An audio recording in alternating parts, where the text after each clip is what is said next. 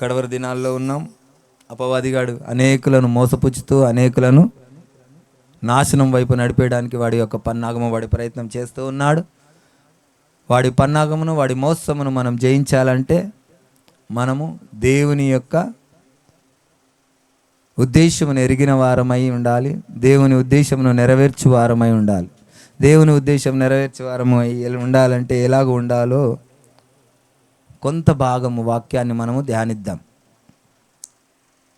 కొంత సమయము దయచేసి పిల్లలు, పెద్దలు అందరూ కూడా మీ యొక్క ఆలోచనను, మీ యొక్క కాన్సన్ట్రేషన్ మొత్తం ఇక్కడ పెడితే కొంత సమయం వివరించే ప్రయత్నం చేస్తాను.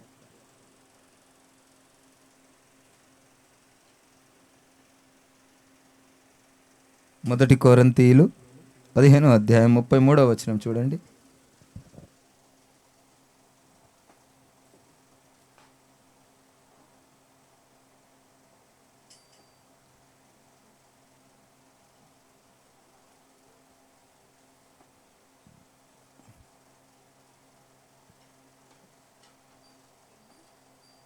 మొదటి కొరింథీయులు 15వ అధ్యాయము 33వ వచనం.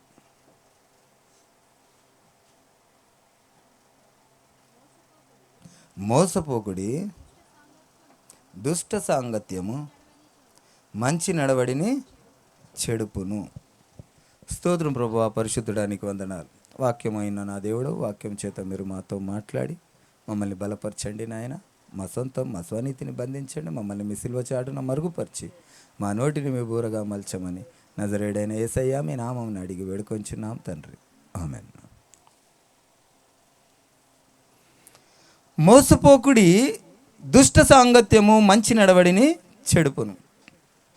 ఇది ఎలాంటి సాంగత్యం అంటే, ఒకటి శరీరానుసారమైనది, రెండోది ఆత్మానుసారమైనది. శరీరానుసారమైనది ప్రతి ఒక్కరు కూడా ఆలోచించేదే. అన్యజనులే కానీ, దేవుణ్ణి విశ్వసించిన వారే కానీ, విశ్వసించని వారే కానీ ఆ యొక్క శరీరానుసారమైనది ప్రతి ఒక్కరు ఉపదేశిస్తారు, ప్రతి ఒక్కరు దానిని అనుసరిస్తూ ఉంటారు. కానీ క్రైస్తవులను బడిన మనము, మనకొక ఆ మాధుర్యము, ఆ సత్యము మనకొకటి ప్రత్యేకమైనది, మనకు ప్రత్యేకంగా కలిగినది. అది ఏంటంటే ఆత్మానుసారమైనటువంటిది. మనము ఆత్మ సంబంధమైనటువంటి వాటి కొరకు మనం ప్రయాసపడుతూ ఉంటాం. ఇది కేవలము క్రైస్తవులకు మాత్రమే ఆత్మ సంబంధమైన వాటిని సూచిస్తూ ఉంటుంది. అయితే మోసపోకుడి, దుష్ట సాంగత్యము మంచి నడవడిని చెడుపును. అయితే ఈ దుష్ట సాంగత్యము శరీర సంబంధమైన వారిని కూడా శరీర సంబంధముగా చెడిపేస్తూ ఉంటుంది. ఎలాగంటే మంచి పిల్లలు, చెడు పిల్లలు అనేటటువంటి ఆ యొక్క ప్రక్రియను మనం ఒకసారి చూసుకుంటే, మా తమ్ముడు బాగా తాగేవాడు. అప్పట్లో బాగా తాగి ఆ ఫ్రెండ్స్ తోటి వెళ్ళినప్పుడు కొంతమంది అతి క్లోజ్గా, అతి దగ్గరలో ఉండేటటువంటి స్నేహితులు ఉండేవారు. అందులో ఒక ఇద్దరు వీడికి భయపడి వాడు ఏది చెప్తే అదే సరే అనేవాళ్ళు. ఒక్కరిద్దరు ఉండేవాళ్ళు. వాళ్ళు మా తమ్ముడు ఏది చెప్పినా వినకుండా, నువ్వు అట్లా చేస్తే నేను వెళ్ళిపోతా అని చెప్పి వెళ్ళిపోయేవారు. అయితే అలాంటి పరిస్థితిలో నువ్వు చెప్పినట్టు వినకపోతే నేను వెళ్ళిపోతా అని చెప్పేటటువంటి స్నేహితులు ఉన్నప్పుడు గొడవలు అనేటివి జరిగేవి కావు. మేము చాలా మట్టుకు నేను అబ్జర్వ్ చేసిన, ఎవరైతే వీనికి భయపడి వీడు చెప్పిన మాట విని వీళ్ళు కూడా సహకరించారో అప్పుడు చాలా పెద్ద గొడవలు అయ్యేటివి. మీకు గుర్తుందో లేదో కదా. అయితే ఏమైంది, ఇక్కడ మంచి వాళ్ళను చెడ్డ సాంగత్యం ఏం చేస్తుంది, చెడిపేస్తుంది. కనుక ఈ శరీరానుసారమైనటువంటి ఈ యొక్క సాంగత్యము ఇలాగూ చెడిపేసి ఆ యొక్క పోలీస్ స్టేషన్లకో, కోర్టులకో, జైళ్ళకో తీసుకెళ్తూ ఉంటుంది. ఇది ప్రతి ఒక్కరు కూడా అనుసరించాల్సినటువంటి విధి విధానాలే. కానీ మనకు ఒక ఆధ్యాత్మికమైనటువంటి ఉపదేశం మనకు ఇవ్వబడుతూ ఉంది. అది ఆత్మానుసారమైనటువంటి ఉపదేశం. అయితే మోసపోకుడి, దుష్ట సాంగత్యము మంచి నడవడిని చెడుపును. అయితే ఈ దుష్ట సాంగత్యం మనకు ఎక్కడి నుండి వచ్చిందో మనం ఒకసారి చూడాలి. ఈ దుష్ట సాంగత్యం అనగా శరీరానుసారమైనటువంటిది. మనం ఇప్పటిదాకా మనం మాట్లాడుకున్నాం. మనం మరి ఒక్కసారి భౌతికంగా కాకుండా ఆత్మానుసారంగా మనం ఆలోచిస్తే మనకు ఈ దుష్ట సాంగత్యం ఎక్కడి నుండి వచ్చింది చెప్పాలి. జలేదు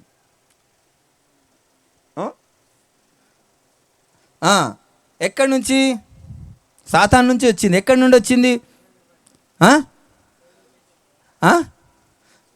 సరే, ఆ మొదటి నుండి వచ్చింది. ఆ తర్వాత ఒక చోట రాయబడి ఉంటుంది, ఈ భూమిని ఎవరికి ఇచ్చిండు? మనుషులకు ఇచ్చిండు దేవుడు. ఈ భూమిని మనుషులకు ఇస్తే ఆ అపవాదిగాడు ఏం చేసిండు? మోసం చేత దాన్ని లాగేసుకున్నాడు. ఈ మోసం చేత లాగేసుకున్నప్పుడు మనం ఏమైపోయినామంటే దానికి బందీలుగా అయినాం. బందీలుగా అయినప్పుడు మన స్వభావమును వాడు మారుస్తూ దేవునికి వ్యతిరేకమైన ఆలోచనలు పుట్టించేటటువంటి స్వభావం. ఏం స్వభావం అయిపోయింది? అది మనకు దుష్ట స్వభావము, దుష్ట సాంగత్యం అయిపోయింది కదా. మనం ఏమైపోయినాము? పరిశుద్ధాత్మ ద్వారా నడిపింపబడినటువంటి వారము, దేవుని చేత నడిపింపబడుతున్నటువంటి వారము. ఆ యొక్క అపవాది మాట విన్నందుకు మనకేమైపోయిందంటే దుష్ట సాంగత్యం ఏర్పడ్డది. దుష్ట సాంగత్యం ఎలాగవుతుంది అంటే, మనము మన హృదయంలో మనకు తెలియకుండానే కోపం, తెలియకుండానే క్రోధం, తెలియకుండానే ఈర్ష్య, తెలియకుండానే పగ, తెలియకుండానే వ్యభిచారం, తెలియకుండానే హత్య చేసే కుట్ర, అలాంటివి అనేక విధమైనటువంటి ఈ దుష్ట సాంగత్యము మన ద్వారా జరిగిస్తూ మనని దేవునికి దూరం చేస్తూ ఉంటుంది. అయితే ఇది మనకు తెలియదు, కానీ సహజ సిద్ధ స్వభావంగా వచ్చేటటువంటి వాటిల్లోనే అది వస్తూ ఉంది అనుకుంటాం. మనం కోపపడుతున్నాము, ఏదో మనం ఎవరినో సరి చేస్తున్నాం అనుకుంటాం, ఏదో ఎవరినో మనం సరిగానే మాట్లాడుతున్నాం, ఎవరో తప్పు మాట్లాడరు వారికి మనం బుద్ధి చెప్పుతున్నాం అనుకుంటాం. కానీ ఆ ప్రక్రియ ద్వారా ఏమవుతుంది? మన సాంగత్యం చెడిపోతూ ఉంది. దుష్ట సాంగత్యంలోనికి మనం వెళ్ళిపోతూ ఉన్నాం. మన స్వభావము దేవునికి వ్యతిరేకంగా తయారవుతూ ఉంది. మనము దేవునికి దూరం అవుతూ ఉన్నాము. ఈ స్వభావం ఏమవుతూ ఉందంటే దుష్ట సాంగత్యంగా మారుతూ ఉంది. ఇవన్నీ మనకు అర్థం కాకుండానే జరిగిపోతూ ఉన్నాయి. అయితే ఈ దుష్టుడు ఎప్పటి నుంచి మన మీద అధికారం చెలాయిస్తుండంటే, మనము వాని మాట విన్నాం. ఎప్పుడైతే ఆది మానవుడు ఆదాము ఎలాగైతే మొట్టమొదట విన్నాడో ఆ రోజు నుండి మన స్వభావం ఏమైపోయిందంటే, మనము అపవాది యొక్క మాట వినడం మొదలుపెట్టినాం. వాడు మన సాంగత్యం మనతో చేసి మనల్ని దేవునికి దూరంగా చేయడం మొదలు పెడతా ఉన్నాడు. అయితే ఇప్పుడు మనము దేవునితో ఉండినటువంటి వారము అపవాది బందీలం అయిపోయినాము. అపవాది చేత దుష్ట సాంగత్యంగా మారిపోయింది. ఇప్పుడు మన హృదయము తిరిగి మనము మంచివారం కావాలంటే మనకు మాటలతో చెబితే ఎవరు కూడా వినరు. ఇప్పుడు పూర్తిగా డీప్గా ఉన్న వాళ్ళకు మాటలు చెప్తే ఎవ్వరు వినరు. నేను చాలా మటుకు అబ్జర్వ్ చేసిన. ప్రేమ అని చెప్తారు కానీ అది ప్రేమ కాదు, దోమ కాదు, అది ఒక అపవాది బంధకంలో ఉంటారు. మనం వద్దు బిడ్డ, నువ్వు మంచి పిల్లని చూసి చేస్తా, మంచి పిల్లని చూసి చేస్తా, నువ్వు ఇటువంటి పనులు చేయొద్దు, అవి కోపానికి, క్రోధానికి, పగలకు, ఈర్ష్యలకు, వీటన్నిటికీ కారణమవుతాయి, నువ్వు అవి మానుకో అని చెప్తే కూడా వాళ్ళు వినరు. నీ మాట ఎందుకు వినరంటే అక్కడ లోపల నుంచి పని జరుగుతుంది. నువ్వు ఇక్కడ బయట మాట్లాడితే అది వినేటటువంటి ప్రక్రియ జరగదు. ఇప్పుడు వాళ్ళు వినాలంటే ఏం చేయాలా? ఎలా కావాలా? వాళ్ళకు కూడా ఎలాంటి ప్రక్రియ కావాలా? లోపలికి వెళ్ళి సరి చేసేటటువంటి ప్రక్రియ కావాలా? లోపలికి వెళ్ళి సరి చేసేటటువంటి ప్రక్రియ కావాలంటే మొదట నీ లోపలికి ఎవరు రావాలా? సరి చేసేటటువంటి ప్రక్రియ కావాలి. ఇది దురాత్మ చేత మనల్ని దూరం చేస్తూ ఉంది. దురాత్మ చేత మనకు ఆ యొక్క పిచ్చి పిచ్చి ప్రేరేపణలు జరుగుతూ ఉన్నాయి. ఇప్పుడు మనకు బయట నుంచి చెప్పే మాటలు అర్థం కావు.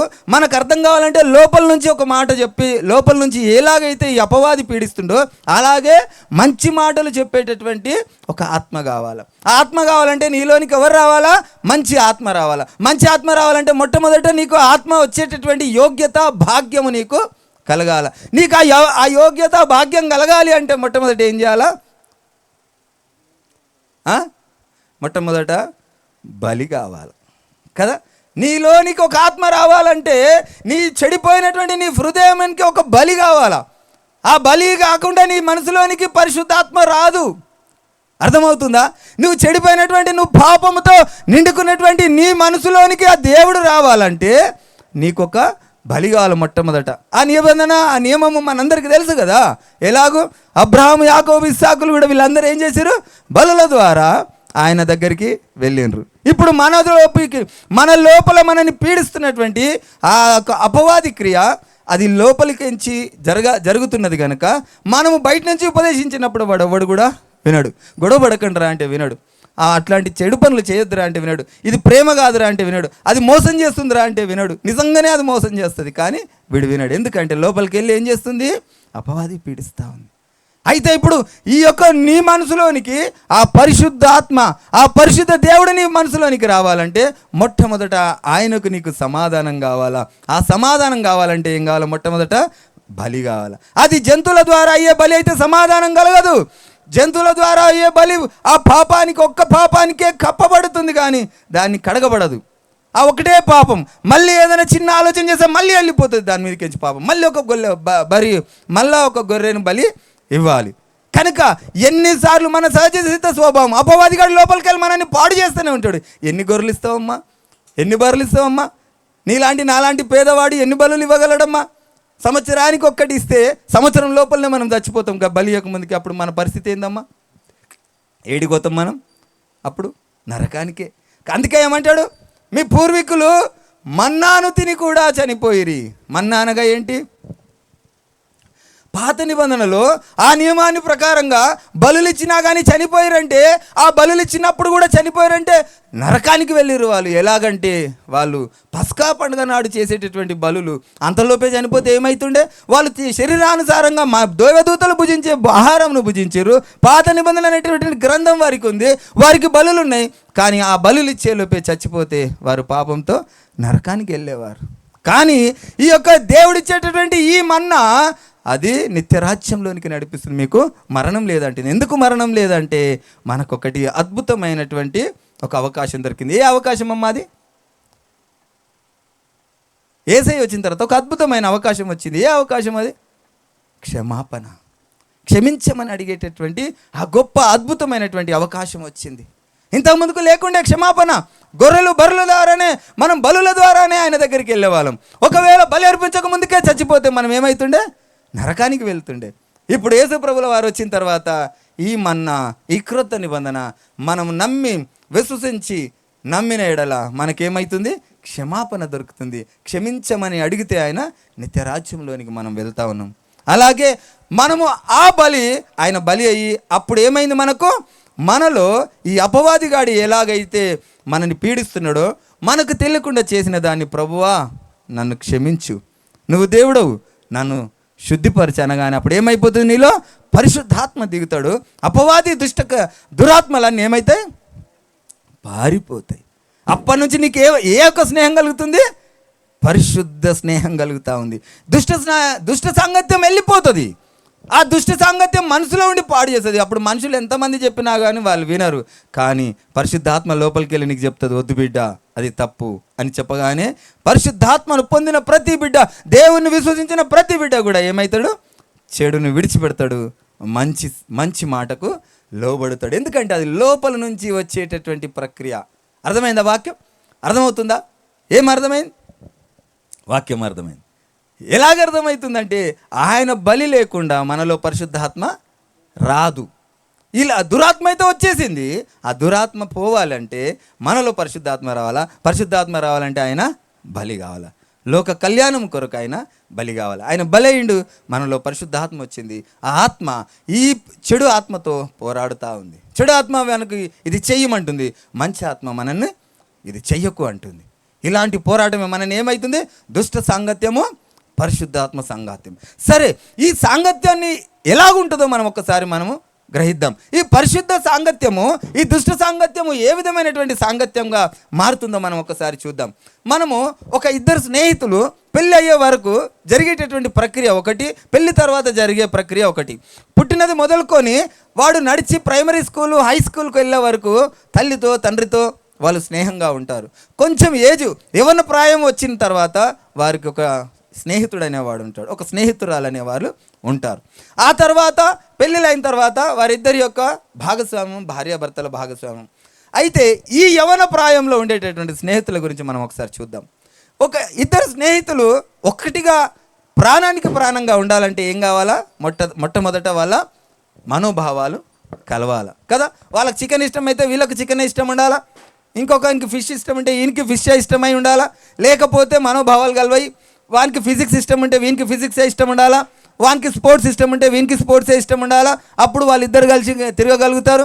వానికి బైక్ ఇష్టం ఉంటే వీనికి బైకే ఇష్టం ఉండాలా. అప్పుడు వాళ్ళిద్దరు కలిసి తిరగగలుగుతారు. వీనికి కార్ ఇష్టం ఉంటే వీనికి కారే ఇష్టం ఉండాలా. అప్పుడు వాళ్ళిద్దరు కలిసి తిరగగలుగుతారు. వీనికి బైకు వీనికి కార్ అయితే వీడొక తోవల వీళ్ళొక తోవల. వీనికి చేపలు వీనికి చికెన్ అయితే వీళ్ళొక తోవల వీళ్ళొక తోవల, 2 కుంపట్లు 2 పొయ్యిలు పెట్టాలా. ఇలాంటి సఖ్యత లేనటువంటి ఫ్రెండ్షిప్ ఉంటే ఉండదు, సజవుగా తాగదు. ఈ స్నేహానికే సఖ్యత కావాలంటే ఇద్దరి మనోభావాలు కలగాలి. ఎలాగ కలవాలంటే ఈయనకి ఇష్టమైనది ఈయనకి ఇష్టమై ఉండాలి.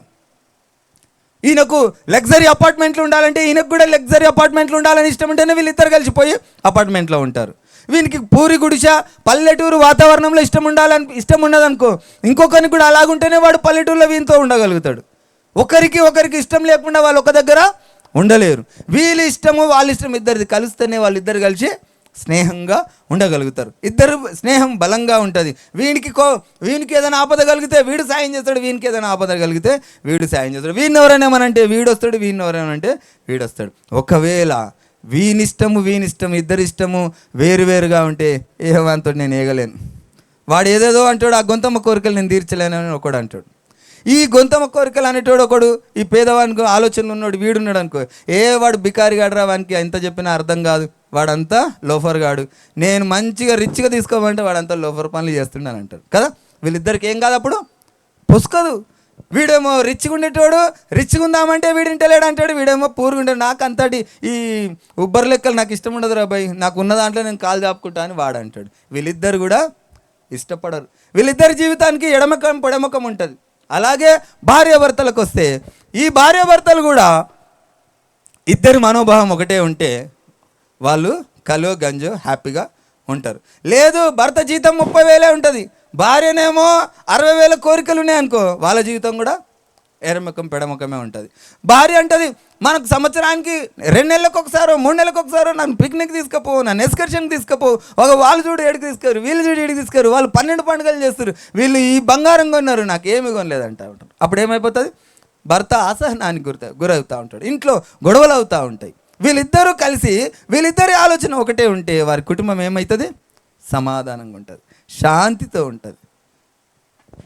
భార్యాభర్తలకు ఈ స్నేహితులకు కూడా ఇలాంటి ఈ మనోభావాలు కలవకుండా మనం మనశ్శాంతిగా ఉండలేము కదా. అటువంటిది నీ యొక్క ప్రియుడు, నువ్వు పెళ్లి కుమార్తెగా పిలువబడుతున్నటువంటి నీవు నీ ప్రియునికి నీవు ఇష్టంగా ఉన్నావా, ఆయనకు నీవు ఇష్టంగా ఉన్నావా, నీకు ఆయన ఇష్టంగా ఉన్నాడా, ఆయన ఇష్టాన్ని నువ్వు కనుగొన్నావా, నీ ఇష్టాన్ని ఆయన తెలుసుకొని నీకు ఖచ్చితంగా ఆయన నీ ఇష్టాన్ని, అంటే ఆయన ఇష్టం మనకు తెలుసుకున్నాం అనుకో, మన ఇష్టం ఏమీ ఉండదు. ఇంకా ఆయన ఇష్టాన్ని మనం తెలుసుకుంటే మన ఇష్టం మనకి ఇంకా ఏమీ ఉండదు. కనుక ఆయన ఇష్టం మనం తెలుసుకోవాలి. ఆయనకి ఏమి ఇష్టం, ఆయనకి ఏం కోపం, ఆయనకు నచ్చదు, ఆయనకి ఏది నచ్చుతుందో ఆ విషయాన్ని మనం గ్రహించాలి. మీరు నమ్ముతారా, స్నేహితుడు ఎక్కువ ఏం తింటాడంటే, స్నేహితులను తీసుకొచ్చి నేను ఒక్కొక్కసారి ఇంటర్వ్యూలు అలా చూస్తుంటే, ఆయనకి ఏది ఇష్టమో వాళ్ళు చెప్పేవారు. ఆయనకి ఏది ఇష్టం అంటే ఈయన చెప్పిన తర్వాత మళ్ళీ ఆయనను ప్లే చేస్తే ఆయన కూడా అదే చెప్పేవాడు.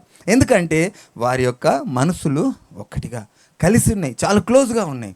ఇప్పుడు మన దేవునికి ఏది ఇష్టమో మనకు తెలియకుండా మనం క్లోజ్గా ఎలా ఉండగలుగుతాం, మనం దేవునికి ఎలాగ ఇష్టంగా ఉండగలుగుతాం, ఆయన ఇష్టాన్ని మనం గ్రహించకుండా, ఆయన ఇష్టాన్ని మనం తెలుసుకోకుండా మనం ఎలాగూ చేయగలుగుతాం, ఆయన చేయమన్నవి ఎలా చేయగలుగుతాం, ఆయన చేయొద్దన్నవి ఎలాగూ చేయకుండా ఉంటాం. ఆయన వాక్యం మనకు అర్థం కాకుండా మనం ఏమీ చేయలేము, ఆయనతో మనం స్నేహం చేయలేము. అయితే ఈ దుష్ట సాంగత్యము మనల్ని చెడుపుతూ ఉంది, మంచి సాంగత్యము మనల్ని ఏం చేస్తుందో మనం ఒక్కసారి చూద్దాం.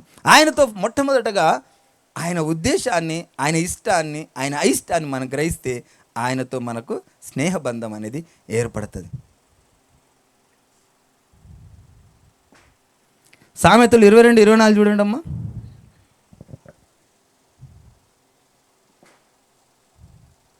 నాకు కళ్ళు గరగరా అంటున్నాయి.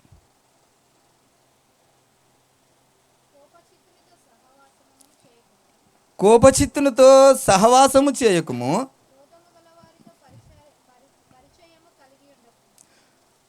మళ్ళీ చదవమ్మా. సహవాసము చేయకుము, క్రోధము గలవానితో పరిచయము కలిగి ఉండకుము. హల్లెలూయా. 25 చూడమ్మా. నీవు వాని మార్గమును అనుసరించి నీ ప్రాణమునకు ఉరి తెచ్చుకుందువేమో. హల్లెలూయా. కోపచిత్తునితో అంటే మనలో దుష్ట స్వభావం అనేక విధమైనటువంటి విధాలుగా మనం ముందే చూసుకున్నాం. కోపము, ద్వేషము, ఈర్ష్య, పగ, అహంకారము, ఇవన్నీ కూడా ఏ స్వభావం, ఇవన్నీ ఏ స్వభావము, దుష్ట స్వభావము. ఇవన్నీ మనలో ఉంటే మనలో ఏమి లేనట్టు, పరిశుద్ధాత్మ లేనట్టు, మనం ఎవరితో సాంగత్యం చేస్తున్నట్టు, దుష్టులతో సాంగత్యం చేస్తున్నట్టు. ఈ ఫిజికల్గా మనిషి చెడ్డ వ్యక్తితో మనం స్నేహం చేయాల్సిన అవసరం లేదు. మనము మనలో ఉన్నటువంటి నడవడిని మనం ఎవరితో స్నేహం చేస్తున్నామో మనకే అర్థమైపోతుంది. మనలో ఉన్నటువంటి ఆలోచన, మనలో ఉన్నటువంటి నడవడి మనం ఎవరితో స్నేహం చేస్తున్నామో మనకు అర్థమైపోతుంది. ఆ విషయాన్ని మనం గ్రహించాలి. అయితే కోపచిత్తునితో సహవాసము చేయకము, క్రోధము గల వానితో పరిచయం కలిగి ఉండకము, నీవు వాని మార్గమును అనుసరించి నీ ప్రాణమునకు ఉరి తెచ్చుకుందువేమో. ఒక చోటు ఉంటుంది, నీ కోపమే నీ శత్రువు అని ఉంటుంది. అయితే ఈ కోపము, క్రోధము, ద్వేషము ఇవన్నీ కూడా మనకేం చేస్తాయట? ఉరిని తెస్తాయట. కోపము దేవుని నీతిని నెరవేర్చవట. మనము ఉరి తెచ్చుకుంటామంటే ఏం ఉరి తెచ్చుకుంటామమ్మా? శరీరానుసారమైనటువంటి ఉరి అనుకుంటుండ్రా? కాదు. ఆ దేవుడిచ్చేటటువంటి నిత్యత్వాన్ని మనం కోల్పోతూ ఉంటాం. దేవుడిచ్చేటటువంటి ఆ యొక్క అద్భుతమైనటువంటి ఆ జీవితాన్ని మనం కోల్పోతూ ఉన్నాం. ఆ యొక్క ఈ శరీరానుసారమైనటువంటి ఈ చెడు సాంగత్యాన్ని, అనగా మనలో ఉన్న కోపము, ద్వేషము, ఈర్ష్య, అహము అన్నీ కూడా దేవుడిచ్చే నిత్యత్వాన్ని విడిచిపెట్టుకునేటటువంటి అవకాశం ఉన్నదని దేవుని వాక్యం చెప్తా ఉంది. మనము అపవాదితో సాంగత్యం చేస్తున్నామని మన ఇండైరెక్ట్గా మనలో ఉన్నటువంటి ప్రవర్తన మనకు అర్థమైపోతుంది. మనలో ఏ ఆలోచనలు ఉన్నాయో, ఎలాంటి ఆ యొక్క కోరికలు ఉన్నాయో వాటిని బట్టి మనము ఎవరి స్నేహం చేస్తూ ఉన్నాం. దుష్ట సాంగత్యం అనగా ఎవరో చెడ్డ వ్యక్తితో తిరగడమే కాదు, మనలో ఉన్న స్వభావం మనకి బయలుపరుస్తూ ఉంది. అయితే చివరకు వీటి ద్వారా మనకు ఏమవుతుందట? ఉరిని తెచ్చుకుంటున్నామంట. దేవుడిచ్చేటటువంటి నిత్యత్వాన్ని మనము పోగొట్టుకుంటున్నామని దేవుని వాక్యం చెప్తా ఉంది. 17వ అధ్యాయం 17వ వచనం చూడండి అమ్మా.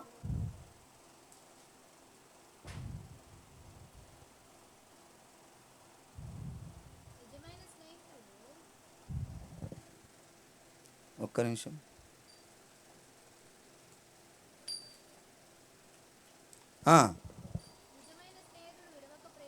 నిజమైన స్నేహితుడు విడవక ప్రేమించును, దుర్దశలో అట్టివాడు సహోదరుడుగా నుండును. హల్లెలూయా.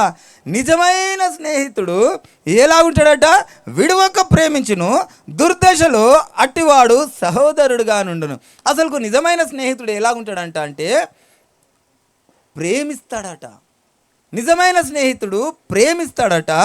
వాడు దుర్దశలో అంటే మనము నశించేటటువంటి స్థితిలో, కోపంలో ఉన్న, ద్వేషంలో, ఆ యొక్క అసూయలో ఉన్న, ఆ యొక్క అనేక విధమైనటువంటి అపవాది బంధకంలో ఉన్నా కానీ వాడు ఏ విధంగా ఉంటాడట? స్నేహితుడిగా ఉంటాడట. స్నేహితుడు ఏం చేస్తాడమ్మా? మనకి ఎప్పుడైనా మంచి మాటలు చెప్తాడు కదా. ఎందుకంటే స్నేహితుడు మంచిగుంటే ఈయుడు కూడా మంచిగుంటాడనే ఉద్దేశం కలిగి వాడు ప్రతిదీ కూడా మంచి గైడెన్స్ చేస్తూ ఉంటాడు. కనుక స్నేహితుడిని ఏ విధంగా పోల్చుకుంటున్నారంటే ఆ యొక్క దుర్దశలో ఆయన ఏం చేస్తాడట? స్నేహితుడిగా ఉంటాడట. నువ్వు పడిపోయే స్థితిలో ఉన్నప్పుడు ఆయన ఇది తప్పు బిడ్డ అని లేపుతాడట. అటువంటి స్నేహం మనలో ఎవరు చేస్తారట? మంచి స్నేహితుడు చేస్తాడట. మనలో మంచి స్నేహం ఉంటే ఇదేమవుతుందంటే చెడు చేసేటటువంటి ఆలోచన మనం కలిగినప్పుడు ఏం చేస్తారు? అప్పుడు లోపల నుండి ఒక స్వరము, లోపల నుండి ఒక ఆ యొక్క శబ్దం మనకు వస్తాడు. ఇది తప్పు, ఇది చెయ్యొద్దు, ఇది తప్పు, ఇది చెయ్యొద్దు. మీకు ఎప్పుడైనా అనిపించిందా? ఏదైనా పని చేసేటప్పుడు ఏదైనా చెయ్యొద్దు అన్నప్పుడు, లేకుంటే ఏమైనా చేయకూడదు, ఏమైనా చేయకు, అమ్మ దయచేసి వినాలా, అప్పుడు ఏమనిపిస్తుంది అంటే ఇది చెయ్యొద్దు అని అనిపిస్తుంది. ఒక్కొక్కసారి ఆ తప్పు చేయొద్దు అని తెలిసినా కూడా చేసేస్తూ ఉంటారు కదా. అప్పుడు ఆ నిజమైన స్నేహితుడిలాగా లోపల నుండి దేవుడు మనకి హెచ్చరిస్తూ ఉంటాడు, ఇది చెయ్యకు, ఇది చెయ్యకు అని. ఎందుకంటే ఆ యొక్క నిజమైన స్నేహితుడు ఎవరమ్మా? మనకు నిజమైన స్నేహితుడు చూద్దాం. ఎవరో మనకు నిజమైన స్నేహితుడు?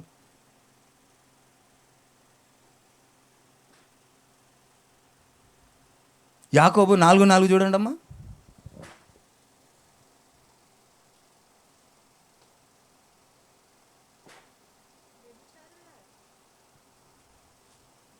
వ్యభిచారులారా, ఈ లోక స్నేహము దేవునితో వైరమని మీరు ఎరుగరా? హల్లెలూయా.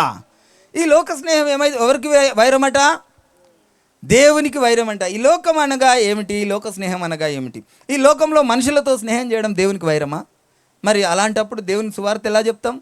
దేవుని సన్నిధికి ఎలా నడిపిస్తాం కదా? ఏ స్నేహం అంటున్నాడు ఇక్కడ? లోక స్నేహం అనగా లోకంలో ఉన్నదంతా ఏంటిదమ్మా? లోకంలో ఉన్నదంతా ఏంటిది? లోకంలో ఉన్నదంతా ఏంటిది? నేత్రాశ, లోకమం శరీరాశ జీవపుడంబం. ఈ లోకం అంటే ఏంటంటే నేత్రాశ, శరీరాశ, జీవపుడంబం లోకం. ఇవి ఏంటి? దేవునికి వైరము. ఈ లోక స్నేహం అనగా మనుషులతో స్నేహం కాదు. మనుషుల స్నేహము ఎలా ఉండదని, మనము అన్యజనులతో స్నేహం చేసినప్పుడు ఎలా ఉండాలంటే మనము మాదిరికరంగా ఉండాలి. వాళ్ళు సినిమా చూస్తున్నారనుకో, మనము వాక్యం చదవాలి. వారు ఎక్కడికన్నా పిక్నిక్ వెళ్ళారనుకో, మనము అదే సమయాన్ని మనము దేవుని యొక్క పరిచర్యకు వెళ్ళాలి. అలాంటప్పుడు వాళ్ళు మనల్ని చూసినప్పుడు వాళ్ళు ఇన్స్పైర్ అవుతారు.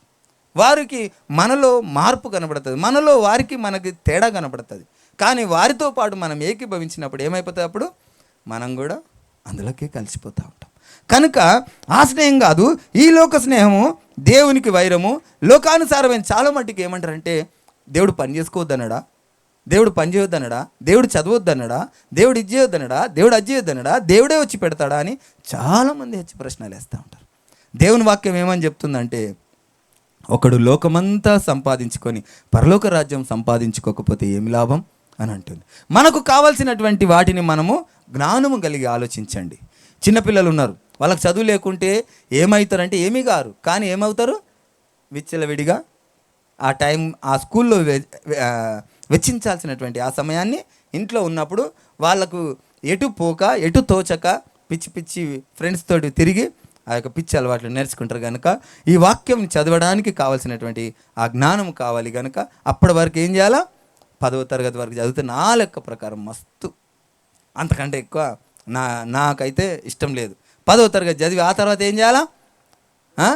దేవుని యొక్క వాక్యాన్ని మనం అభ్యసించాలి, దేవుని యొక్క మార్గాన్ని మనం అభ్యసించాలి. చాలామంది లోక సంబంధమైనటువంటి అధికారము కొరకు ప్రయాసపడుతూ ఉంటారు. జీవితాంతం దాని కొరకే ప్రయాసపడ్డ తర్వాత ఆ బంధకంలో నుండి బయటికి రాలేరు. ఆ గిరి గీసుకుంటారు, ఆ గిరిలో నుంచి బయటికి రాలేరు. మనకు పరిచయం ఉన్నటువంటి ఒక వ్యక్తి ఉన్నాడు. ఆయన బాగా పెద్ద చదువులు చదివాడు, ఉద్యోగం అయితే రాలేదు, కానీ అదే క్యాడర్ కదా, మేము చదువుకున్నాము అనే క్యాడర్. ఆయన ఏదో ఒక అడుగు కిందికి వేసి ఏది చేయలేడు. కానీ దేవుని వాక్యం అట్లే చెప్తలేదు. దేవుని వాక్యం చెప్పేటటువంటి విధానాన్ని మనం గ్రహించాలి. ఏది దొరకకున్నా పర్లేదు, మనకు పరలోక రాజ్యం దొరకాలి. ఆ విషయాన్ని గ్రహించండి. పరలోకంలో రాసింది ఎక్కడన్నా చదువుకోని వారు పరలోక రాజ్యాన్ని చేరారని ఉందా? అమ్మా? ఉద్యోగం సంపాదించని వారు పరలోక రాజ్యం చేరారని ఉందా? కదా, ఉందా? లేదు. ఉద్యోగం సంపాదించకపోతే పరలోక రాజ్యం పోరని లేదు, పెద్ద చదువులు చదవకపోతే పరలోక రాజ్యం పోరని లేదు. దేవుడు ఇంకేమన్నాడు? ఎన్నిక లేని వారిని ఎన్నుకున్న నా గొప్ప దేవుడు. హల్లెలూయా. మనుషులను బట్టే జాలరిగా చేస్తానన్నాడు. ఇంతవరకు ఏ చదువు కూడా మనుషులను పట్టలేకపోయింది, కానీ ఆయన వాక్యము మనుషులను బట్టే జాలరులుగా మారుస్తుంది. ఆ విషయాన్ని మనం గ్రహించాలి. అయితే ఈ లోక స్నేహము దేవునికి వైరము. ఈ లోక స్నేహము ఒకవేళ శరీరానుసారమైనటువంటి స్నేహం కూడా ఒక్కొక్కసారి దేవుని మాటలు ఇష్టపడకపోవచ్చు. ప్రతిసారి దేవుని గురించి మాట్లాడుతూ ఉంటే కూడా వారు ఇష్టపడకపోవచ్చు. మన దగ్గర ఒకరు వస్తుండే, వారికి ప్రతిసారి దేవుని గురించి చెప్పి ఇతరులకు సువార్త చెప్పాలనగానే వీడి దగ్గరికి వస్తే ఇతరులకు చెప్పమంటే అని చెప్పేసి జంపు వాళ్ళు రావడమే మానేసారు. కానీ మీరు నమ్ముతారా? నేను ఇది చెయ్యకుండా నేను చెప్తున్నానా? చేస్తున్నానా? మీరే నాకు సాక్షులు. ఎవరైనా భర్త కొరకు భర్త మంచితనమో చెడుతనమో తెలుసుకోవాలంటే ఎవరిని తెలుసుకోవాలి? ఎవరిని అడగాల? భార్యను అడగాల. భార్య మంచితనం చెడుతనం తెలుసుకోవాలంటే భర్తను అడగాల. నా భార్యను అడగండి, నా కొరకు నేను సువార్తను ఎలాగూ ప్రకటిస్తున్నా చెప్తుంది. నేను ఎక్కడికి వెళ్ళినా నా ఆశ, నా యొక్క గర్ల్ అంతా కూడా సువార్తనే ఉంటుంది. నా యేసయ్య కొరకే 100 మాటలలో 90 మాటలు యేసయ్య కొరకే ఉంటాయి. మీరు నమ్మరు. మీరు ఏదో ఇంట్లోనే మాట్లాడుతుండో చూడు, గొప్పతనానికి అనుకుంటుండొచ్చు. నేను ఎక్కడికి వెళ్ళినా కానీ నేను యేసయ్య కొరకే సాక్ష్యం ఇస్తూ ఉంటా. నా సాక్ష్యం మా ఆవిడకు బాగా తెలుసు. నేను పరిచర్య సంఘంలో చేసిన దానికంటే నేను పనికాడ చేసే పరిచర్యనే ఎక్కువ ఉంటుంది. నిజమా కాదా? హల్లెలూయా. అయితే అలాగున ఆ సువార్త ప్రకటించడానికి ప్రతిరోజు ఆయన దేవుని వాక్యం అదే చెప్తుంది. ఒక మాట ఒక చోట ఏమంటాడు? మరియా మార్త ఇద్దరు కలిసి వాళ్ళు చేస్తున్నటువంటి విధానాన్ని బట్టి మార్త అంటది, ప్రభువా నీకు చింత లేదా అంటే, యేసు ప్రభువుల వారు ఏమంటారు? మరియా సరే చేస్తున్నది, నువ్వు శరీరానుసారమైనటువంటి ఆలోచన కలిగి ఉన్నావు, శరీరానుసారమైనటువంటి ఆలోచన కలిగి ఉన్నావు మార్త, నువ్వు శరీరానుసారమైనటువంటి ఆలోచన. చాలా మట్టుకు శరీరానుసారమైనటువంటి ఆలోచనలతోనే దేవునికి మనము దూరంగా అవుతా ఉన్నాం. అది సక్సెస్ కాదు. దేవుడు ఏమంటున్నాడంటే, మీరు నా బిడ్డలు బిడ్డ, మీకేం కావాలో నాకు తెలియదా అంటున్నాడు. సమయం వస్తుంది, ఆ సమయంలో ఆ రోజు మీరు హెచ్చింపబడతారు. ఆ విషయాన్ని గ్రహించండి. దీనులైన మీరు ధన్యులు, ఒకరోజు దేవుని రాజ్యం మీది. ఆ విషయాన్ని మీరు గ్రహించండి. అయితే ఈ లోకం ఎట్లకెళ్ళి లోక స్నేహం, ఈ శరీర భోగాలన్నిటికీ దేవునికి వైరమే. ఎందుకు వైరం అంటున్నానంటే, చాలామంది అంటుండొచ్చు, ఇది ఒక దగ్గరికి పోల్చుకుంటే వీడొకటి చెప్తాడేమో అని అనుకుంటుండొచ్చు. దేవుడు ఏమన్నాడు? ఒక ధనికుడు, ఒక ధనవంతుడు వచ్చి, ప్రభువా నిన్ను వెంబడించాలంటే నేనేమి చేయాలి అన్నాడు. అంటే ఇది చెయ్యి, అది చెయ్యి, అది చెయ్యి అని దేవుని పరిశుద్ధ లేఖనంలోనే అన్నీ చెప్పిండు. నేను ఎప్పటి నుంచి చేస్తున్నా? నా చిన్ననాటి నుండే నేను చేస్తూ ఉన్నాను అంటాడు. అయితే నీకు ఒకటే కొదువుగా ఉంది. ఏంది అది? నీ ఆస్తిని వదిలిపెట్టి నన్ను వెంబడించంటే ఆయనకి ఏమనిపించింది? మనసుకు బాధ కలిగిందట. మరి ఈరోజు సక్సెస్ అనడానికి కారణం ఏంది? పెద్ద చదువుగా వచ్చి చదివిన తర్వాత ఏంది? పెద్ద ఉద్యోగం వచ్చిన తర్వాత ఏంది? చాలా డబ్బులు సంపాదించాలి, చాలా డబ్బు సంపాదించి పెద్ద ఇల్లు కట్టి బ్యాంక్ బ్యాలెన్స్ పెంచుకోవాలి. కానీ చివరికి వచ్చేసరికి ఏమైంది? దేవుడు ఏమంటాడు? వీటన్నీ విడిచిపెట్టి నా వెంబడి రమ్మంటాడు. మరి అటువంటిప్పుడు ముందే విడిచిపెట్టవచ్చు కదా. అది చదవాలి ఎందుకు? సంపాదించాలి ఎందుకు? విడిచిపెట్టాలి ఎందుకు? ముందే విడిచిపెడితే ధన్యులం కదా. హల్లెలూయా, హల్లెలూయా. మనకు కావాల్సినంత సంపాదించుకుంటే మంచిదే కదా. మనకు కావాల్సినంత సంపాదించుకుంటే చాలు కదా. అంతకంటే ఎక్కువగా పోయి దురాశకు పోయి మనం దేవునికి దూరం అవడం ఎందుకు? అన్నీ పోగొట్టుకొని లాస్ట్కు మోకాళ్ళ నొప్పులు, మోచేతుల నొప్పులు, నడుముల నొప్పులు పెట్టుకొని, యేసయ్యా నేను నీ దగ్గరకు వద్దామంటే నా ఆరోగ్యం సహకరిస్తలేదు నాయనా అంట. నీ యవ్వన కాలం అందే ఆయన దగ్గరికి రమ్మంటాడు. నీ ఒక దగ్గరికి వెళ్ళిన ప్రేయర్కి, అక్కడ ఒక సిస్టర్ ప్రేయర్ చేస్తుంది. యవనస్తులు తప్పక తొట్టిల్లుదురు అన్నావు నాయనా అని అంటాను. అంటే తొట్టిల్లుతారని చెప్పి తొట్టిల్లమన్నట్ట కాదు. పక్కనే మనకు మళ్ళీ ఆధారం ఇచ్చిండు కదా దేవుడు. ఎవరిని ఇచ్చిండు ఆధారం? యేసేపునిచ్చిండు. యేసేపు ఏం చేసిండు? యవన కాలమందు అవకాశం ఉన్నా కానీ ఏం చేసిండు? ఆయన విడిపించుకొని పారిపోయిండు. మరి ఆయన యవనస్తుడు కాదా? తప్పక తొట్టిల్లుతారన్నాడు. మరి యేసేపు ఎందుకు తొట్టిల్లలేదు? ఆయన శక్తి, ఆయన ఆత్మ నీలో ఉంటే తప్పక తొట్టిల్లరని చదవాలా, తప్పక తొట్టిల్లరని మాట్లాడాలా. తొట్టిల్లేటటువంటి అవకాశం ఉంటుంది. ఎలాగుంటుంది అంటే దేవుని సన్నిధిలో లేకుంటే ఉంటుంది, తొట్టిల్లే అవకాశం ఉంటుంది. దేవుని ఆత్మ నీలో లేకపోతే తొట్టిల్లే అవకాశం ఉంటుంది. కానీ దేవుని ఆత్మ దేవునితో నీవు ఉంటే అది తొట్టిల్లడము అసాధ్యము. ఆ విషయాన్ని మనం గ్రహించాలి. ఇంకా అనేక మందిని చూపిస్తా బైబిల్లో. యవన కాలం అందే దేవుని దగ్గరికి వచ్చిన వారు దేవుని యొక్క వాక్యము రెండంచెల ఖడ్గం అని మాట్లాడతారు. రెండంచెల ఖడ్గం ఏమనుంది? రెండంచెల ఖడ్గము కడియేస్తుందని ఉందమ్మా. ఏమనుంది రెండంచెల ఖడ్గము? వెముకలలో మూలిగలో సత్తు అది కలుగజేసి ఆ యొక్క రెండంచెల వాడి అయిన ఖడ్గముతో ఏం చేస్తుందట? ఆలోచింపజేస్తుందట. ఖడ్గముతో, రెండంచెల ఖడ్గం అంటే టక్క కడియేస్తుందని కాదు. ఏమంటుంది? ఆలోచింపజేస్తుందట మనని. ఏది సత్యం ఏది అసత్యమో మనల్ని ఆలోచింపజేస్తుంది ఈ ఖడ్గము మనల్ని ఆలోచింపజేసినప్పుడు మనం ఏం చేస్తాం? సర్వసత్యంలో మనం ఉంటాం. ఆ విషయాన్ని మనం గ్రహించాలి.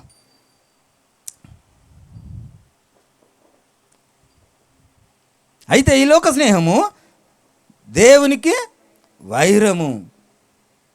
అయితే మనకి ఎలాంటి స్నేహం కావాలా? యెషయా గ్రంథము 41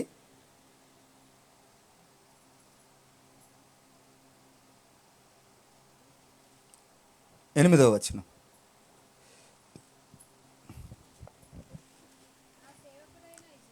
నా సేవకుడైన ఇశ్రాయేలు నేనేర్పరచుకొనినా యాకోబు నా స్నేహితుడైన అబ్రాహాము సంతానమా. హల్లెలూయా, హల్లెలూయా. ఇక్కడ ఒక మాట చక్కటి బిరుదు కనబడుతుంది. ఏం కనబడుతుందంటే దేవుడే ఏమంటున్నాడు? యాకోబు, ఇశ్రాయేలు నా స్నేహితుడైన అబ్రహాము సంతానమా. హల్లెలూయా. ఎవరి స్నేహితుడట? దేవుని స్నేహితుడు అబ్రహాం అట. దేవుని స్నేహితుడు, దేవునికే స్నేహితుడు అయ్యిండట అబ్రహాము. అర్థమవుతుందా? నిజంగా ఒకవేళ ఒకసారి అందులో చరిత్రలో చూసుకుంటే దేవుడు ఎప్పుడు కూడా అబ్రహాంతో స్నేహంగా ఇక్కడ మాట్లాడిండే తప్ప తిరగలేదు కదా. ఆదాముతో తిరిగిండు, మళ్ళీ ఆ తర్వాత యాకోబుతో తిరిగిండు, యాకోబుతో పెనుగులాడిండు. ఆ తర్వాత పేతురు, యోహాను, యాకోబులు వీళ్ళందరితో కూడా స్నేహంగానే తిరిగిండు కదా. కానీ వీళ్ళు గుర్తుపట్టలేదు. అక్కడ యాకోబు గుర్తుపట్టిండు, ఆదాము గుర్తుపట్టిండు, కానీ వీళ్ళు గుర్తుపట్టలేదు. అయితే ఈ స్నేహము ఎలాంటి స్నేహము? దేవుడు చేసినటువంటి స్నేహము. కానీ ఈ యొక్క నూతన నిబంధనకు వచ్చేసరికి దేవుడు ఏమంటుండు? మన స్నేహాన్ని అడుగుతా ఉన్నాడు. ఆయన స్నేహం చేసిండు, ఆయన చూపించిండు, ఆయన ప్రేమను చూపించిండు, ఆయన స్నేహాన్ని ప్రాణానికి ప్రాణమైన మన కొరకు ఆయన ప్రాణాన్ని పెట్టిండు. అర్థమవుతుందా? ఆయన స్నేహం మనకు చూపించిండు. ఇప్పుడు ఏమంటుండు? మీ స్నేహం చూపియండి. మరి ఈరోజు మీ స్నేహం ఎవరు? ఈరోజు మన స్నేహం ఎవరు? మన స్నేహితుడు నిజంగా దేవుడే అయితే మన ఆలోచన ఎవరిది? మన ఆలోచన ఎవరి మీద ఉంది? మన ఆలోచన దేని కొరకు ఉంది? మన యొక్క పాకులాట ఎవరి కొరకు ఉంది? మన యొక్క తపన ఎవరి కొరకు ఉంది? మన ప్రయాసం ఎవరి కొరకు ఉంది? మన ఆలోచన ఎవరి కొరకు ఉంది? మనం కష్టపడుతుంది ఎవరి కొరకు కష్టపడతా ఉన్నాం? ఆ విషయాన్ని మనము గ్రహించాలి. ఆయన కేవలము స్నేహితుడే కాదు, ఆయన మనకు ప్రియుడు. మనము పెళ్లి కుమార్తెలము. మనము ఏ విధంగా ఆయనతో ఉండాలో ఆయన మనకు ముందే ఆయన చూపించిండు. ఆయన ప్రేమను చూపించిండు. నేను తిరిగి మరలా వస్తాను, నేను పెళ్లి కుమారుడిలా వస్తాను, మీరు పెళ్లి కుమార్తెల వలె వధువు సంఘముగా సిద్ధపడండి అని దేవుడు చెప్తా ఉన్నాడు. ఈరోజు మనకున్నటువంటి ఆలోచన ఏమై ఉన్నది? ఈరోజు మనకు పొద్దున్న లేస్తే రాత్రి వరకు పని, పొద్దున్న లేస్తే రాత్రి వరకు పిల్లలు, పొద్దున్న లేస్తే రాత్రి వరకు భర్త, పొద్దున్న లేస్తే రాత్రి వరకు భార్య. మన జీవితం అంతా కూడా, మన ఆలోచన అంతా కూడా శరీర సంబంధమైనటువంటి యావనే. పొద్దున్నేస్తే రాత్రి వరకు ఇల్లు కట్టాలా, పొద్దున్నేస్తే రాత్రి వరకు చిట్టీలు వేయాలా, పొద్దున్నేస్తే రాత్రి వరకు బ్యాంక్ బ్యాలెన్స్ పెంచుకోవాలా. మన ఆశ, మన యావ అంతా కూడా లోకం లోకం లోకం లోకం. కానీ దేవుని వాక్యం దేవుని కొరకు, ఆయన మన స్నేహితుడైతే ఆయన కొరకు మనం ఆలోచించాలి. ఆయనతో ఆలోచించాలంటే మొట్టమొదటిగా ఒక విషయం, ఎందుకు ఆలోచించాలి? ఎందుకు ఆలోచించాలంటే ఈ లోకంలో మనం ఉన్నాం ఎంతకాలం అంట? మనది కొంతకాలమే కదా. కొంతకాలమే. మనం ఇక్కడికి ఎందుకు వచ్చినామో? నరులారా తిరిగి రండి అని చెప్తే వచ్చినాము. మనని ఒక టూర్కు పంపిస్తే వచ్చినాం. మనం ఒక ఎగ్జామ్ రాయడానికి వచ్చినాం. ఈ పరీక్ష రాసి మనం తిరిగి మనము వెళ్ళవలసిన వారమై ఉన్నాం. ఈ పైకి వెళ్ళేటప్పుడు ఆయనతో స్నేహం మనకి ఇక్కడే మనం ప్రూవ్ చేసుకోవాలి. ఆయనతో అక్కడ జీవించాలంటే మన మనోభావము ఆయన మనోభావము కలిసి ఉండాలి. మనం ఆయనతో కలకాలం ఆయనతో బ్రతికి ఉండాలంటే ఇక్కడ మనము ఆయన ఇష్టాన్ని మనం ఎరిగి ఉండాలా. మన ఇష్టము ఆయన ఇష్టంగా మార్చుకోవాలా. ఆయన ఇష్టాన్ని మన ఇష్టంగా మార్చుకోవాలా. ఆయన పనిని మన పనిగా మనం చేయాలా. ఆయన మన తండ్రిగా మనం ఒప్పుకోవాలా. ఆయన మన ప్రియుడిగా ఒప్పుకోవాలా. మనము ఆయన కొరకే ప్రయాసపడాలా. మన ఆలోచన అంతా ఆయన కొరకే ఉండాలా. ఎందుకనగా ఆయన నిత్యత్వం మనకి ఇవ్వబోతా ఉన్నాడు. ఆయన ఎలాంటి ఆ సమూహం మనకిస్తా ఉన్నాడంటే, కోటాను కోట్ల దేవదూతలు అక్కడ ఉండి నిత్యం పరిశుద్ధుడు పరిశుద్ధుడు పరిశుద్ధుడు అని పొగడబడుతున్నటువంటి ఆ రాజ్యంలో మనం ఉండాలంటే మనం ఇక్కడ ఎంత ఆయనకు స్నేహితుడిగా ఉంటే మనకు ఆ ధన్యత దొరుకుతుందో ఆ విషయాన్ని మనం ఆలోచించాలి.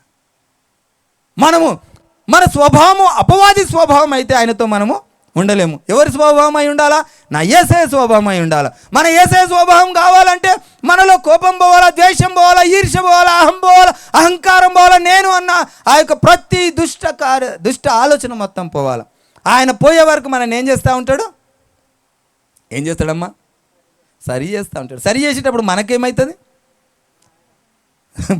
బాధ కలుగుతుంది, ఏడుస్తాము, గాయమవుతూ ఉంటుంది. ఎందుకు? మనల్ని సరి చేస్తాడు, ఆయన స్వరూపంలోనికి మారుస్తాడు. ఆయనతో మనం జీవించేది ఉంది కనుక మనని ఆయన స్వరూపంలోనికి మారుస్తూ ఉంటాడు. మనం ఏం చేస్తాం? అర్థం చేసుకోం.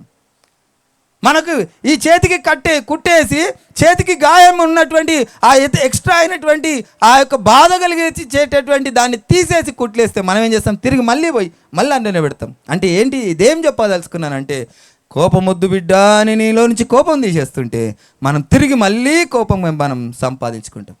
అసూయ వద్దు బిడ్డ అని నీలో నుంచి అసూయకు తగినటువంటి మూల్యం నీకు ఇస్తే మళ్ళీ దాన్ని అయిపోయిన తర్వాత మళ్ళీ అసూయ పెంచుకుంటా ఉన్నాం. మన పొరుగువాడు మంచిగుంటే మనం ఓర్వము, మన స్నేహితుడు మంచిగుంటే మనం ఓర్వం, మన కుటుంబంలో ఎవరైనా మంచిగుంటే మనం ఓర్వము. మన ఆ యొక్క తత్వం అంతా దుష్ట సాంగత్యం, దుష్ట సహవాసం, దుష్ట ఆలోచన. మనము దేవుని యొక్క స్వరూపంలోనికి దేవుడు మారుస్తూ ఉన్నాడు. ఎందుకంటే మనము దేవునితో నివాసం అయి ఉండాలి. అయితే మనం ఏమాత్రం కూడా మన జీవితాన్ని మార్చుకోకపోతే దేవుడు ఏం చేస్తాడు? ఇక వీడు నాకు ఉండేటటువంటి నాకు ఫ్రెండ్గా ఉండేటటువంటి కేపబిలిటీ వీనికి లేదు. వీడిని ఎక్కడ పడేయండి? ఆ ఫస్ట్ ఎంట్రన్స్లోనే పడేయండి, ఆ గేట్ దగ్గర. ఆ గేట్ దగ్గరనే పడేయండి. వచ్చేటోళ్ళని పోయేటోళ్ళు గేట్ తీసుకుంటా గేట్ పెట్టుకుంటూ ఉంటాడు అంటాడు. అవునా కాదా? నువ్వు ఆయనతో స్నేహం చేయడానికి నువ్వు స్నేహితుడిగా ఉండరు అయ్యా అంటే మనం ఆయన చెప్పిన మాటను అర్థం చేసుకోలేకపోతా ఉన్నాం.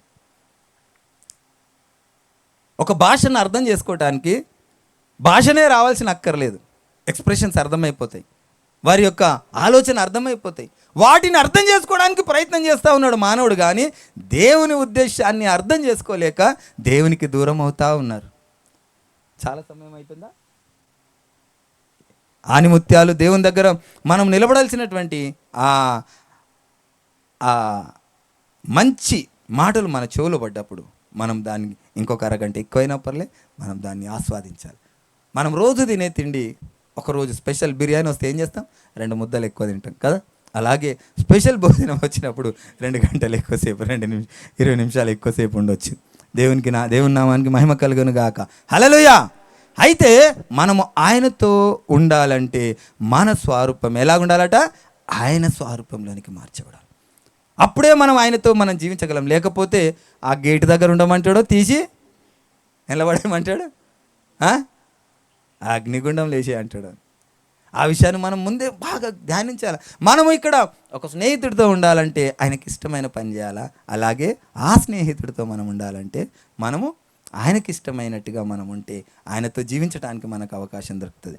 ఇంకా ఆయన ఏమంటున్నాడు? నేను 2వ మారు వస్తున్నా, పెళ్లి కుమారుడిలాగా వస్తా, మీరు వధువు సంఘముగా మీరు సిద్ధపడండి అంటున్నాడు. మరి వధువు సంఘంగా మనం సిద్ధపడాలంటే ఆయన పెళ్లి కుమారుడు అయ్యి వచ్చి ఆయన పెళ్లి కుమారుని స్వరం మనం వినాలంటే మొట్టమొదటగా ఆయన స్వరం మనం ఎరిగి ఉండాలి. దేవుడు ఏమంటాడు ఒక చోట? నా గొర్రెలు నా స్వరము వింటాయి. గొర్రెల కాపరి ఎక్కడ పోతాడు అనుకున్నాం మనం? ఎక్కడ నడుస్తాడమ్మా గొర్రెల కాపరి? ముందు నడుస్తాడు కదా. గొర్రెలన్నీ ఆయనకు వెంబడిస్తూ ఉంటాయి. అవి అటు పోతాడు అనగానే ఆయన గొంతు విని ఉరికొస్తూ ఉంటాయి కదా. అవే మేకలు అట్లా రావు. కనుక ఆయన స్వరం మనం వినాలంటే ఆయన స్వరం ఏందమ్మా? అన్నప్పుడు అమ్మో ఇక్కడ నేను ఉండకూడదు అని ఉరికొస్తూ ఉంటుంది. అమ్మో నేను వెనకబడిపోయినా అని చెప్పి ఉరికొస్తూ ఉంటాయి. అమ్మో ఏదైనా తోడేలు వస్తుందని ఉరికొస్తూ ఉంటుంది. అలాంటి ఆ స్వరం మనం వింటే మనం అమ్మో ఇది చేయకూడదు, అమ్మో ఇది తప్పు, అమ్మో ఇక్కడ జారిపోయే అవకాశం ఉంది, అమ్మో ఇక్కడ పడిపోయే అవకాశం ఉందని ఆయన స్వరము వాక్యమే. వాక్యం ఏంటమ్మా? వాక్యమేంది? దేవుడై ఉన్నాడు. ఆ వాక్యం మనతో మాట్లాడినప్పుడు మనకేమనిపిస్తుంది? ఆయన స్వరము వినబడ్డదని మనల్ని మనం సరి చేసుకోమని దేవుని వాక్యం చెప్తాను. గొర్రెల కాపరి యొక్క ఆ యొక్క దగ్గు శబ్దాన్నే అది విని ఉరికొస్తూ ఉంటుంది. కొత్త వారి శబ్దానికి చూసి అది భయపడుతూ ఉంటుంది. నా దేవుని స్వరం మనకు తెలిసి ఉండాలి, ఆయన మాట మనకు ఎరిగి ఉండాలి. మనం ఆయన మాట చెప్పినప్పుడు మనం దానికి తెలుసుకొని ఆయన మాటకు లోబడి ఆయనకి ఇష్టంగా ఉండాలి. అయితే ఆయన పెళ్లి కుమారుడిగా వచ్చేటప్పటికి మనం ఏం చేయాలా? వధువులాగా మనం సిద్ధపడాలి. మన పెళ్లి వస్త్రము ధరించుకోవాలి. పెళ్లి వస్త్రం అనగా ఏంటి? మన పాత స్వభావం అంతా పోయి మనకొక ఆ యొక్క పెళ్లి కుమార్తె ఆ యొక్క వస్త్రాలు మనకు రావాలంటే మనం మొట్టమొదట దేవుని యొక్క ఉపదేశాన్ని విని ఆయన చేయమన్నవి చేస్తుంటే ఆ వస్త్రాలు మనకు ఆటోమేటిక్గా వస్తూ ఉంటాయి. చివరిగా ఆయనతో వివాహం చేసుకునేటటువంటి సమయానికి, ఇక్కడ వివాహం చేసుకునేటప్పటికి చాలామంది వివాహాలు చేసుకున్నారు. పెళ్ళిళ్ళు చేసుకునేటప్పుడు ఆడవాళ్ళు కట్నాలు ఇచ్చిర్రా ఇయ్యలేదా? ఎవరు ఇచ్చిర్రా? సరే అట్లీస్ట్ కట్నాలు ఇవ్వకున్నా కనీసం బండ్లాన్ని ఇచ్చిర్రు కదా, మీరు ఇచ్చారు. మేరీ గారు సైకిల్ ఇచ్చారు కదా ఆ కాలంలో సైకిల్. సరే అయితే తక్కువలో సైకిళ్ళు బండ్లు ఇచ్చారు కదా. ఇంకా కొంచెం మంచిగా ఉన్న వాళ్ళు అయితే ఏం చేస్తారు? మంచి బంగారము కట్న కానుకలు ఇచ్చి పెళ్ళిళ్ళు చేసుకుంటారు. మరి మనము కట్న కానుకలు ఇవ్వకుండా మనము పెళ్ళి చేసుకోగలుగుతామా? ఆ కట్న కానుకలు అనగా ఏమిటి? మన ధనం ఎక్కడుంటుంది? ఈ లోక సంబంధమైన ధనం కాదు. దేవుడు అంటుండు మీకు ఒక ధనం ఉంది, అది ఎక్కడ సంపాదించుకోమన్నాడు? పరలోకమందు సంపాదించుకోమన్నాడు. ఆ ధనం ఎట్లా సంపాదించుకుంటాం అమ్మా? ఈ ధనమేమో కష్టపడి సంపాదించి అల్మార్లో పెట్టుకుంటే ధనం సమకూర్చబడుతుంది. ఆ ధనమేమో అల్మార్లో పెట్టుకున్న ధనం వేరేళ్ళకి ఇస్తే అక్కడ ధనం వస్తుంది. ఎవరైనా చేయగలుగుతారా? ఈ ధనమేమో కష్టపడి పని చేసి ఆ ధనాన్ని తీసుకొచ్చి లాకర్లో పెడితే ధనం సమకూర్చబడుతుంది. ఆ ధనము ఈ ధనాన్ని తీసుకుపోయి వేరేలకు ఇస్తే ధనం సమకూర్చబడుతుంది. ఎవరైనా చేస్తారా? ఎవరైనా ఇష్టపడతారా? ఎవరు ఇష్టపడరు. ఆ ధనము ఆయనకు మనం పరలోకానికి పోయినప్పుడు ఇదిగో నీ ధనం ఇక్కడ ఉంది దా అని చెప్పి పిలిచి నిన్ను వివాహం చేసుకునేటప్పుడు ఆ ధనం కట్నంగా మనకే ఇస్తాడు దేవుడు, మనకే ఇస్తాడు.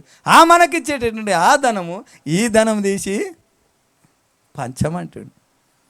నీ పొరుగువాడు లేకుండా ఒక పూట భోజనం లేకుంటే నీ దగ్గర 2 పూటల భోజనం ఉంటే ఒక పూట భోజనం దానం చెయ్యి. నీ దగ్గర 2 జతల వస్త్రాలు ఉంటే లేనివాడికి 1 జత వస్త్రం దానం చేయి. రేపటి గురించి నువ్వు చింతించకంటున్నాడు. ఆ దేవాది దేవుని యొక్క ధనము మనము ఆ పెళ్లి కుమారునితో మనం పెళ్లి చేసుకోవాలంటే, ఆ వివాహ బంధం మనకు కావాలంటే, ఈ లోకంలో మనం ఏ విధమైన కట్న కానుకలు ఇస్తున్నామో ఆ లోకంలో మనము ఆయనతో ఉండబోయేటటువంటి ఆ రాజ్యంలో ధనం ఇవ్వాలంటే ఈ ధనం అంతా ఏం చేయాలా? పంచాలా. అది చేయగలుగుతారా? 98,000 ఉన్నాయంటే అందులోకించి ఎవరైనా 2,000 అడిగితే ఇయ్యరు, కానీ ఇంకా 2,000 వేస్తే ఏమవుతాయి? 1,00,000 అవుతాయి కదా. అలాంటిటువంటి స్వభావంతో మనం తిరుగుతూ ఉన్నాం. మనం ఇంకా అస్తమానం మనం దేవునికి ఇష్టమైనవి మనము గ్రహించుట లేదనే దేవుని వాక్యం చెప్తా ఉంది. ఆ యొక్క ప్రక్రియలో మనకు కొంచెం బాధ కలుగుతుండొచ్చు. ఆ చేస్తుంటే బైబిల్లో కూడా మాట రాయబడి ఉంటుంది, ఆయన మనసు నొచ్చుకొని వెళ్ళిపోయాడట, ఆయన మాటకు లోబడలేదట. ఇది శరీరానుసారమైన యావ, ఇది శరీరానుసారమైనటువంటి హెచ్చ, ఇది శరీరాన్ని సంతోషపెట్టేటటువంటి మాట. దేవుని సంతోషపెట్టడానికి మనం చేసేటటువంటి ప్రతి క్రియ వ్యర్థం కాదు. దేవుని సంతోషపెట్టేటటువంటి ప్రతి పని ఈ లోకంలో నీకు ఘనత రాదు. చాలామంది ఈ లోకంలో ఘనతల కొరకే మనం ప్రయాసపడతా ఉన్నాం. ఆయన కనబడాలా, మనము మరుగై ఉండాలి. ఇక్కడ ఆయన హెచ్చవలసి ఉన్నది, మనము తగ్గవలసి ఉన్నది. మన ముందు మనం కనపడకూడదు, మన ముందు నా యేసయ్య కనబడాలి. మన క్రియలో యేసయ్య కనబడాలి, మన నడిచే నడవడిలో యేసయ్య కనబడాలి, మనం చేసే ప్రతి పనిలో యేసయ్యనే కనబడాలి. మనం కనబడకూడదు. ఆ విషయాన్ని మనం గ్రహించాలి. నిజంగా మన స్నేహం ఈరోజు మనల్ని మనం పరీక్షించుకుందాం. మన స్నేహం నిజంగా దేవుడే అయితే మన ఆలోచన అన్నీ కూడా దేవుడై ఉంటాడు. మన ఆలోచన కూడా దేవుడై ఉంటే మన సంపాదన పరలోకంలోనే ఉంటుంది, ఈ లోకంలో మన సంపాదన రాదు. ఇక్కడ ఏం చేస్తున్నారని అడిగితే కొంతమంది చేసే పనిని బట్టి విలువ, కొంతమంది చదివిన చదువును బట్టి విలువ, కొంతమంది ఆ యొక్క ఉన్న ఇంటిని బట్టి విలువ. కానీ నా దేవుడు నడిచే నడవడిని బట్టి విలువిస్తున్నటువంటి నాది గొప్ప దేవుడు. హల్లెలూయా. మన నడవడిని బట్టి విలువిస్తాడు నా తండ్రి. మనకు ఉన్నదా లేదా అని చూడడు, కానీ నీ నిజాయితీని బట్టి విలువిస్తాడు నా తండ్రి. ఆ రోజు ఆ తీర్పు దినమందు ఆ నిజాయితీ, ఆ విలువను మనం పొందాలంటే మొట్టమొదటగా ఆయనతో స్నేహం చేయడం నేర్చుకోండి. ఈ లోక స్నేహం అనగా శరీర సంబంధమైన స్నేహం కాదు, శరీరేచ్ఛలతో స్నేహాన్ని మనం విడిచిపెడదాం.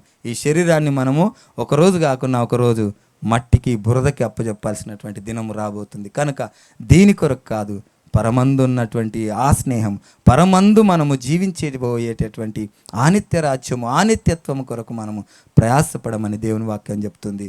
దేవుడి వాక్యం దీవించును గాక. ఈరోజు